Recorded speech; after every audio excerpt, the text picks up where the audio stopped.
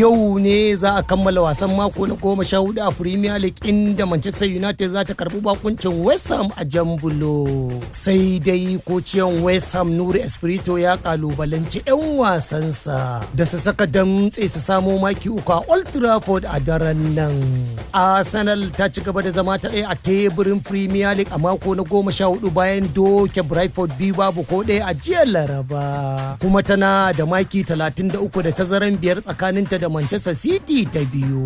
Aston Villa ta koma ta ukun teburi sakamakon doke Brighton 4-3 har gida. Ita kuwa Palace nasara ta yi akan Burnley ɗaya mai ban haushi a Turf Moor. Nottingham Forest ta je ta zira ɗaya mai ban haushi akan Wolverhampton a Molineux. Chelsea kuwa kashi ta 3-1 a gidan Leeds United a Illar Road. Kenan kungiyar Stamford Bridge ta yi kasa zuwa mataki na 4 sai aka tashi kunnen doki 1-1 tsakanin Liverpool da Sunderland a Anfield. Sunderland ne ma ta fara cin kwallon daga baya ta ci gida. Karan farko da Liverpool ta tashi 1-1 a Anfield kuma a kakan nan. To sai dai ta yi kasa zuwa mataki na 8 kan teburi da maki 22. FIFA ta ce ya kamata kungiya saki wanda za su buga wasan cin kofin Afirka da za a yi a Morocco daga 15 ga watan nan. Da za a bude labulan babban gasar kofin Afirka daga 21 ga watan nan zuwa 18 ga watan baɗi.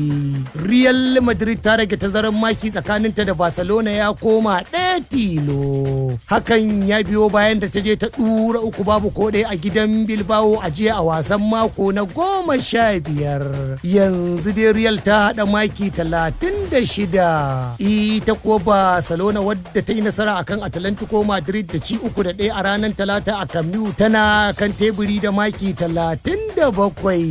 Ƙarshen labarin wasannin kenan. Bello Saja Audu, labaran Invicta.